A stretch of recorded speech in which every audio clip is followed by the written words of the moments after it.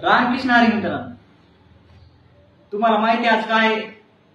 आज आहे आषाढी एकादशी. आषाढी एकादशीला आज खूप महत्व आहे, कारण ही सगळ्यात मोठी एकादशी आहे. गेले 20 दिवस झाले तुम्हाला माहिती आहे पंढरपूर मध्ये यात्रा चालू आहे, आळंदी ते पंढरपूर. दरवर्षी पण महाराष्ट्रातून दिंडी जाते.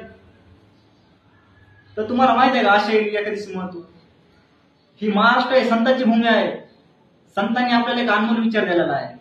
कशाच्या माध्यमातून? ग्रंथाच्या माध्यमातून.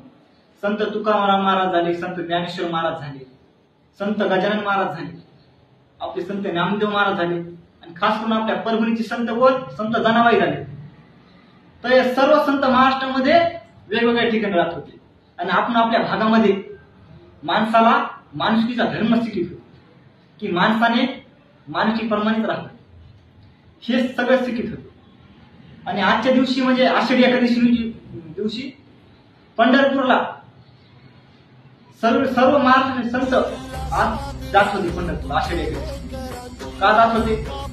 कारण आषाढी एकादशी चंद्रभागामध्ये स्नान करीत होते आणि भक्तांना आपले विचार देत. हेच महाराष्ट्राची संस्कृती परंपरा जपणारा म्हणजे वारकरी संप्रदाय.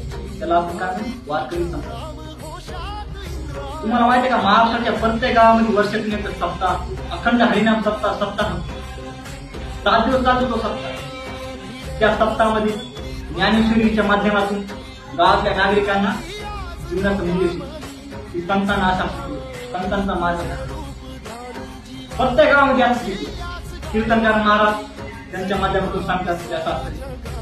कारण संतांची विचारधारा ही आज तक आपल्या महाराष्ट्रामध्ये आहे. संत नाही, परंतु ज्यांनी ते ग्रंथामध्ये गेले, संत तुकाराम झाले, संत ज्ञानेश्वर झाले, ते आता पण आपल्या महाराष्ट्रात आहे. ते कोण जपते? ते म्हणजे